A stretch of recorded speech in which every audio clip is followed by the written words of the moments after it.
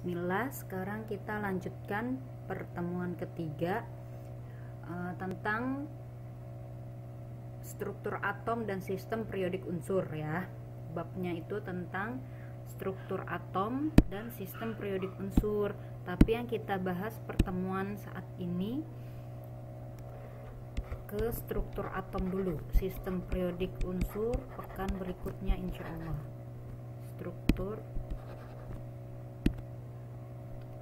atom dan sistem periodik unsur atau SPU ya. Sekarang kita bahas tentang struktur atomnya dulu. Struktur atom yang pertama kita bahas dulu tentang perkembangan teori model atom ya. Yang pertama tentang perkembangan teori model atom. Nah, model atom terus berkembang seiring kemajuan ilmu pengetahuan. Makin banyak penelitian, makin berkembang teori-teori atom ya. Nah, dulu pada awal-awal munculnya teori atom, pertama kali yang mencetuskan itu si Dalton. Nah, ini yang pertama mencetuskan teori atom nih, si Dalton yang pertama ya. Dalton mendefinisikan atom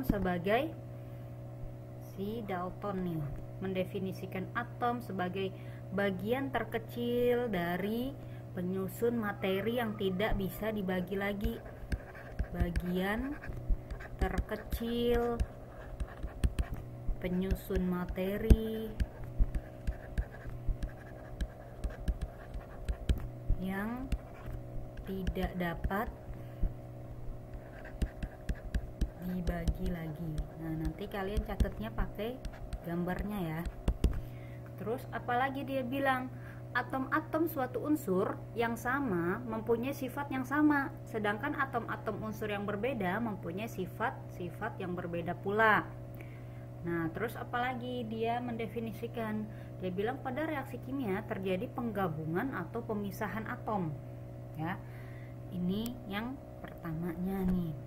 Yang keduanya dia bilang atom-atom penyusun unsur yang sama mempunyai sifat yang sama, sedangkan atom-atom yang berbeda mempunyai sifat yang berbeda pula.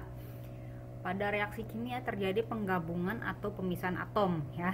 Tapi intinya yang terkenal itu dia mendefinisikan atom sebagai bagian terkecil suatu materi, bagian terkecil penyusun materi yang tidak dapat dibagi lagi. Nah, seiring perkembangan ilmu pengetahuan ditemukan kelemahan teori atom Dalton nih. Kelemahannya apa? Kelemahannya si Dalton, di antara kelemahannya nanti kalian bisa tambahin sendiri, bisa searching di internet atau di buku rujukan ya. Kelemahannya si Dalton tidak dapat menjelaskan sifat fisik materi. Kelemahannya si Dalton tidak dapat menjelaskan sifat fisis materi. Terus tidak dapat menjelaskan cara atom-atom berikatan ya. Cara atom-atom berikatan.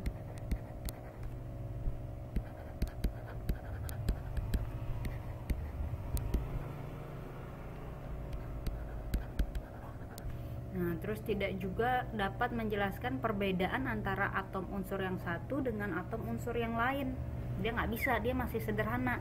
Atom berbentuk ini ibaratnya bola pejal. Bola pejal tuh bola padat yang nggak kopong di dalamnya ya.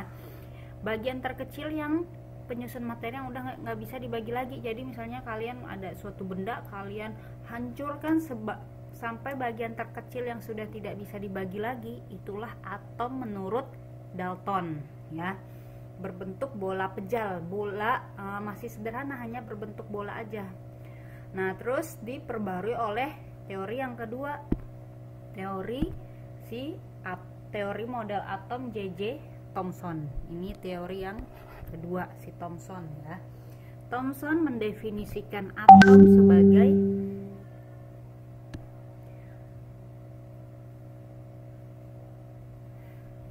suatu bola pejal, masih berupa bola pejal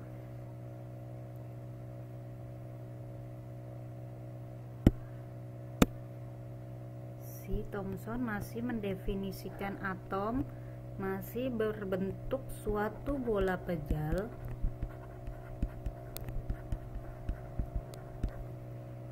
bermuatan positif. Bolanya ini bermuatan positif dengan elektron tersebar di dalamnya seperti roti kismis ya, dengan elektron tersebar di dalam bolanya ini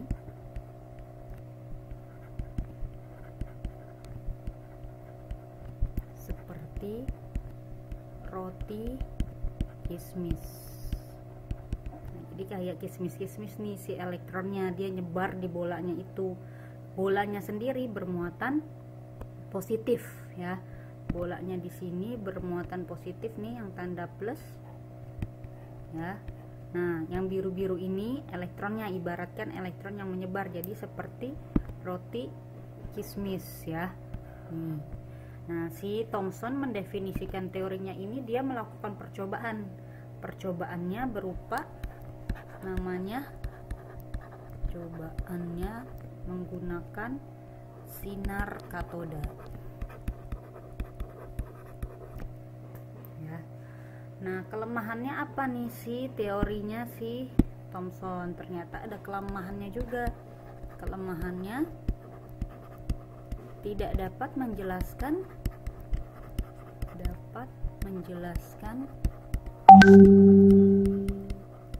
susunan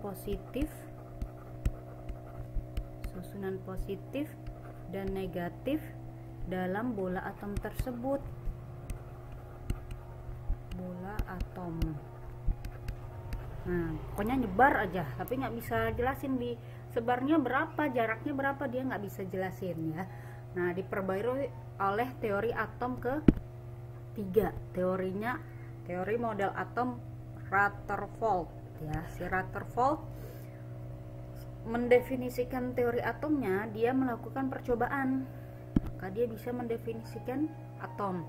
Percobaan yang dilakukan si Rutherford itu, dia melakukan percobaan menggunakan penghamburan sinar alfa. Nanti gimana konsep penghamburan konsep penghamburan sinar alfa yang dilakukan oleh si Rutherford, nanti kalian bisa searching sendiri ya gambarnya, atau bisa lihat di buku, nanti ada gambarnya, dimana intinya dia melakukan percobaan. Nah, dari percobaan tersebut dia mengambil kesimpulan bahwa dia definisi atom menurut dia ya, definisi atom menurut dia berdasarkan percobaan tersebut, atom terdiri dari inti yang bermuatan positif.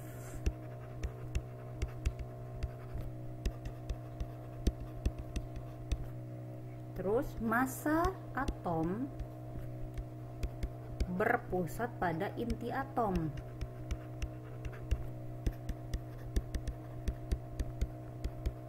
Nah, elektron-elektron yang bermuatan negatif beredar mengelilingi inti.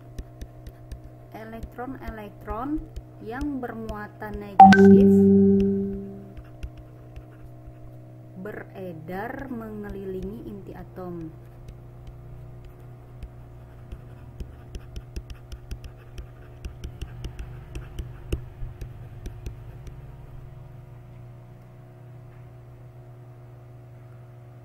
Nah, jadi si Rutherford ini definisi atomnya udah nggak berbentuk bola pejal. Dia mendefinisikan atom itu ada inti bermuatan positif ya.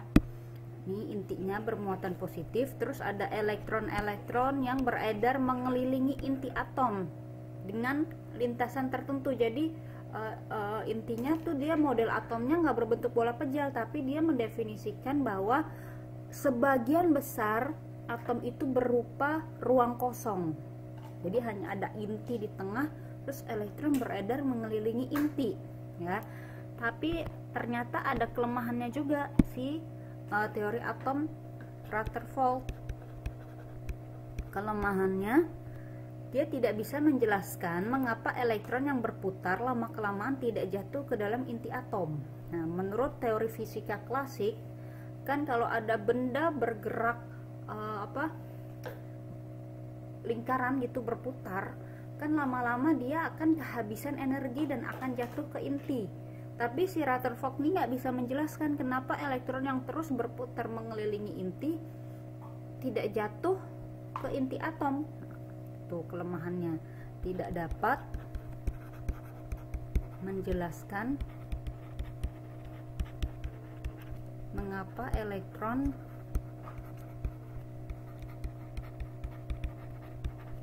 yang berputar lama-kelamaan tidak jatuh ke dalam inti atom. Nah, diperbaruilah oleh teori yang keempat, teorinya si Niels Bohr, ya. Si Bohr mendefinisikan atom, sebenarnya dia penyempurnaan dari Rutherford, ya.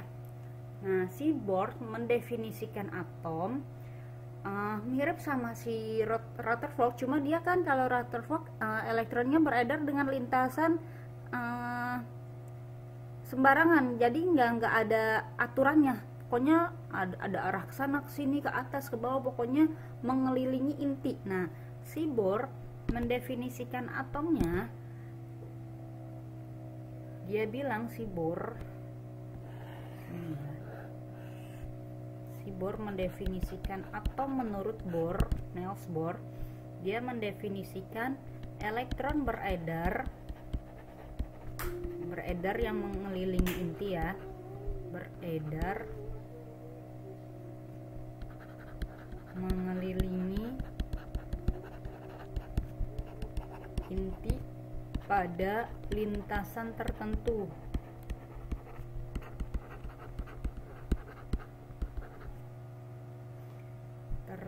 Ya. Terus elektron bergerak tanpa menyerap atau melepas energi. Jadi yang elektron yang bergerak mengelilingi inti atom, bergeraknya ketika dia bergerak mengelilingi inti atom, dia tanpa menyerap atau melepas energi. Nah, kapan dia menyerap atau melepas energi? Ketika dia berpindah lintasan. Kalau dia berpindah lintasan, mau ke lintasan ini kan lintas yang apa namanya? Yang lingkaran pertama nih lintasan pertama, lingkaran kedua lintasan kedua, gitu ya. Nah, elektron bisa aja berpindah nih dari lintasan dalam ke lintasan luar, atau dari lintasan luar ke lintasan dalam. Ketika dia mau berpindah, nah disitulah dia menyerap atau melepas energi, ya. Ketika dia berpindah ke lintasan ini disebut kulit, ya. Di atom Bohr lintasan ini disebut kulit. Kulit sama dengan lintasan. Nah, ketika dia mau berpindah, maka dia harus, kalau ke lintasan yang keluar, dia harus menyerap energi. Menyerap nih. Kalau ke lintasan paling dalam, dia harus melepas energi.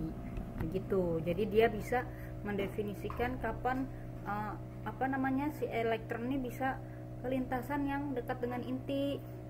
Dia harus melepas energi. Kalau elektron mau keluar lintasan, dia harus menyerap energi, ya. Nah, ternyata ada kelemahannya juga sih atom Bohr. Kelemahannya, terjadi penyimpangan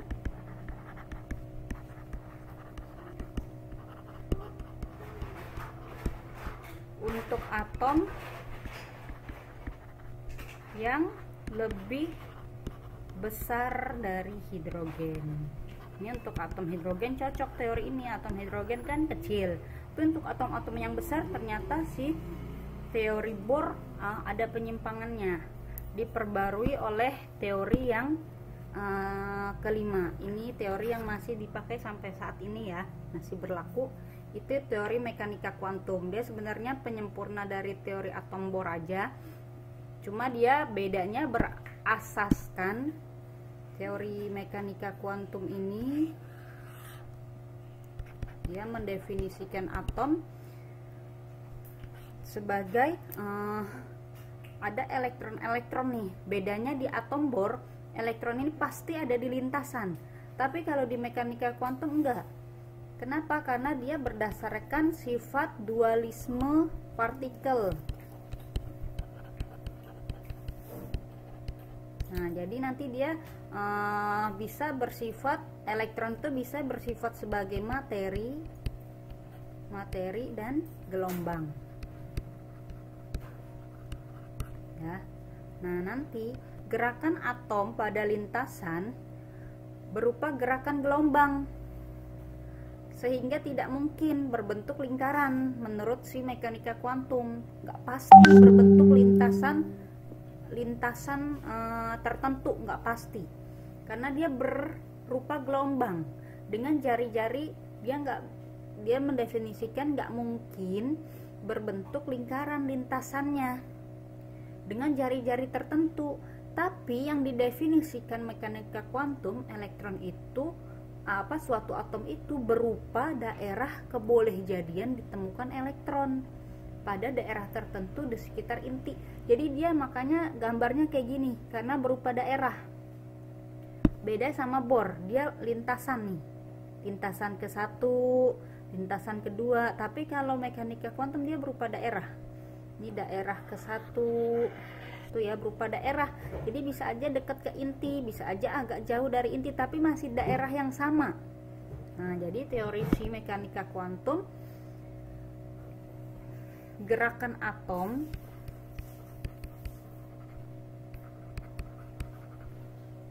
pada lintasannya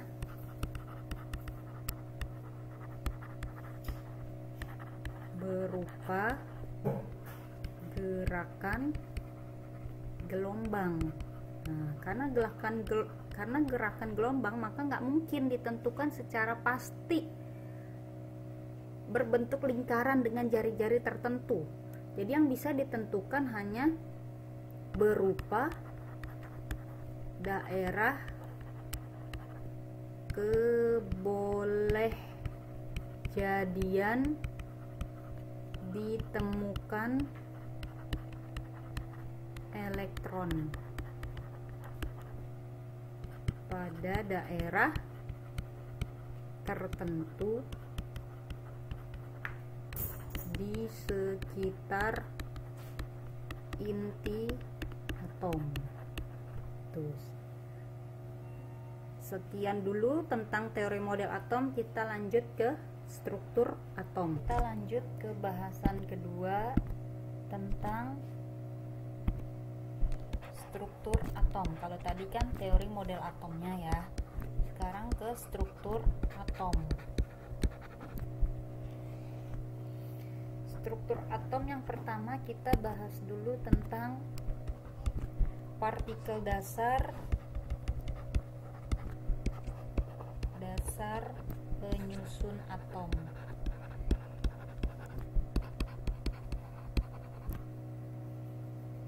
Nah, nanti penyusun atom ada partikel dasarnya, tapi seiring perkembangan ilmu pengetahuan, partikel dasar atom ternyata banyak ya, nggak hanya yang saya jelasin di sini. Tapi yang saya jelasin di sini hanya inti-intinya aja ya. Partikel dasar penyusun atom itu yang pertama ada elektron, terus ada proton, ada neutron. Nah, penemu si elektron tadi siapa? Berdasarkan percobaan teori model atom, elektron ditemukan oleh si J.J. Thomson. J.J. Thomson nih teori atom yang kedua ya. Nah, penemu penemu proton dulu adalah si Goldstein. Penemu neutron si Chadwick. Nah, nanti muatannya elektron itu muatannya negatif 1, proton plus 1, neutron tidak bermuatan. Lambang elektron itu E, lambang proton P, lambang neutron M ya. Nanti masanya elektron itu masanya 0, proton masanya 1, neutron masanya 1 ya. Terus nanti ada juga yang dikenal sebagai notasi atom. Nanti atom misalkan X, nanti ada A, ada Z ya. A itu apa? A adalah nomor massa. Nomor massa itu kita sebut sebagai yang udah kita pelajari kemarin, AR, massa atom relatif ya. Nanti ada Z, Z adalah nomor atom. Nomor atom pada atom netral ini sama dengan jumlah proton. Nah, terus neutronnya gimana? Neutron itu nomor massa dikurang nomor atom ya. Si N ini kurang dari atas kurang bawah, massanya dikurang nomor atom ya.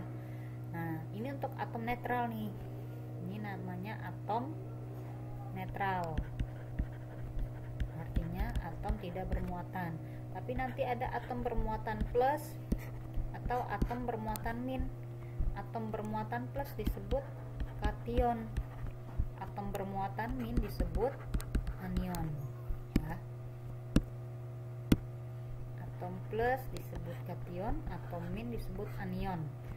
Kalau atom netral di sininya nggak ada muatannya ya. Ini rumus mencari neutron, atas kurang bawah. Nah, gimana untuk atom yang bermuatan?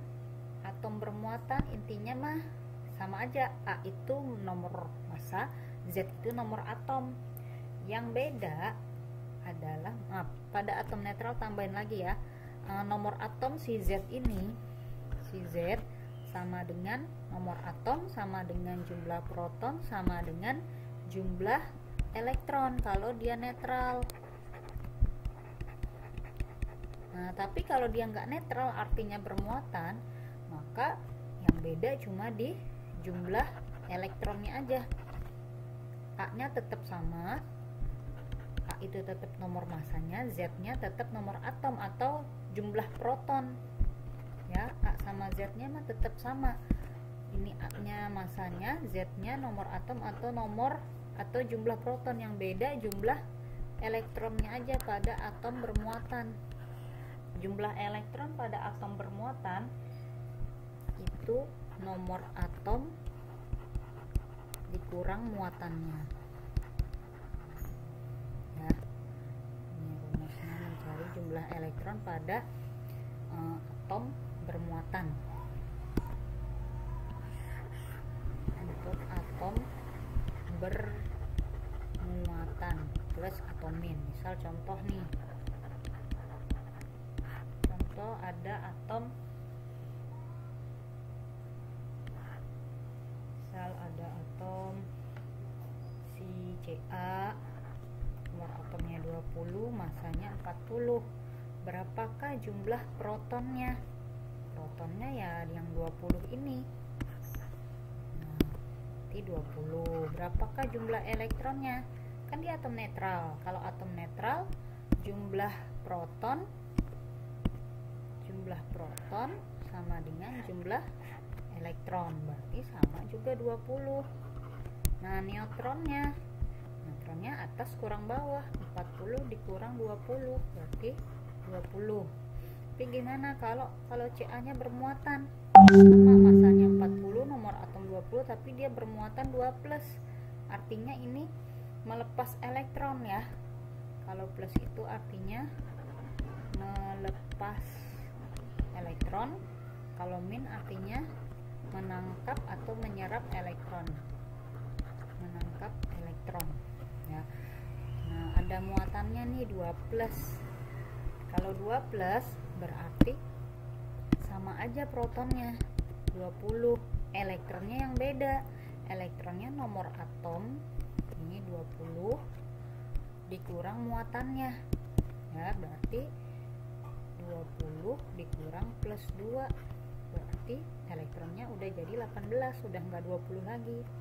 Nah, neutronnya mah tetap sama, 40 dikurang 20 sama dengan 20.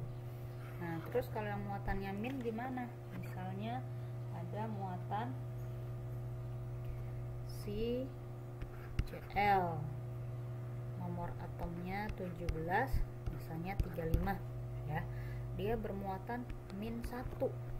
Nah, berapa protonnya? Protonnya mah tetap sama 17 ini ya. Nah, elektronnya nih yang beda. Elektronnya nomor atom ya dikurang muatan. Nomor atomnya berapa? Nomor atomnya kan tadi 17 dikurang muatannya -1. Min sama min kan jadi plus. 7 plus 1 jadi 18, elektronnya jadi bertambah. Terus neutronnya tetap sama, atas kurang bawah. 35 kurang 17 18 ya. Nah, ini contoh partikel dasar, penyusun atom dan notasi atom. Sekarang kita masuk bahasan yang kedua, masih di struktur atom, yaitu tentang isotop, isobar, dan isoton ya. Apa itu isotop? Ini saya gedein huruf belakangnya ya, ini sebagai pengingatnya.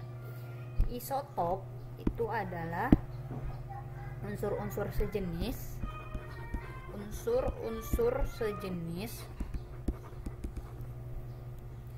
yang memiliki massa berbeda. Unsur sejenis, nomor atomnya sama tapi nomor massanya beda. Nomor massa beda. Nah, jadi topnya ini pengingat P. P-nya ini berarti protonnya sama. Proton itu kan sama dengan nomor atom. Nah, jadi nomor atomnya sama ya. Misal contohnya nih, ada hidrogen, nomor atomnya tetap sama, sama-sama nomor 1. Nih, ada atom hidrogen yang nomor atomnya sama-sama 1 tapi masanya beda. Nah, ada yang masanya 2, ada yang masanya 3, ada yang masanya 1 ya. Sama-sama atom hidrogen, nomor atomnya sama-sama 1 tapi nomor masanya beda. Ini 2, ini 3, ini 1 ya. Itu yang disebut isotop. Terus ada lagi yang disebut isobar. Nah, saya gede ini AR-nya. AR-nya yang sama. AR itu apa? AR kan tadi adalah massa atom ya, disingkat sebagai AR. Nah, berarti yang sama ya massa atomnya. Nah, tapi ini dari unsur-unsur berbeda. Kalau ini kan tadi unsurnya sejenis nih, sama-sama hidrogen. Kalau ini unsur berbeda, nomor atomnya beda tapi memiliki nomor massa yang sama. Nah, yang sama apanya? Yang sama sih nomor massanya. Kalau ini kan protonnya sama, proton sama. Kalau ini AR kan massa atom, jadi massanya yang sama ya.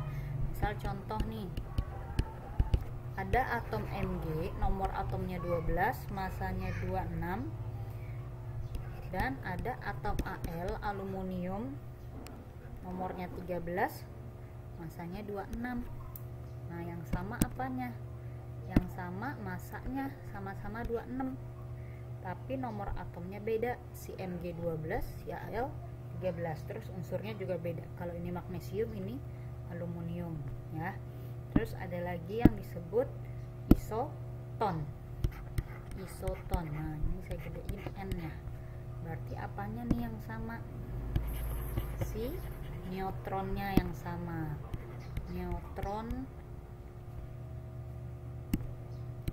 Neutronnya sama.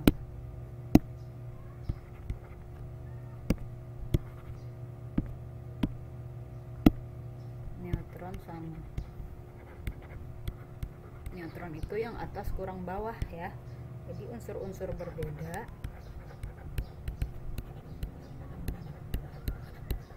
nomor atomnya juga beda,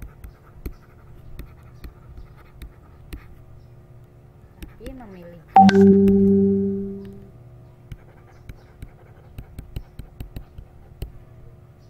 jumlah neutron yang sama.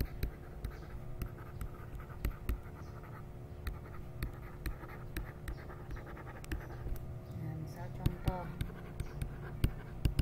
ada atom F, nomor masanya 19, nomor atomnya 9, dan atom Ne, nomor masanya 20, nomor atomnya 10 ya.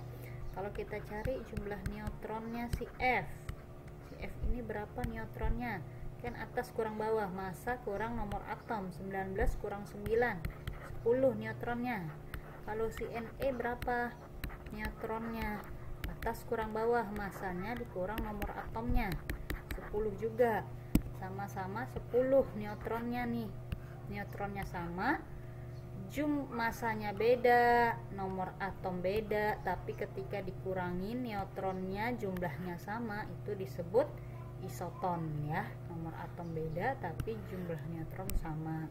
Kalau isobar, unsurnya beda, nomor atomnya beda, tapi massanya sama. Ar, massa sama.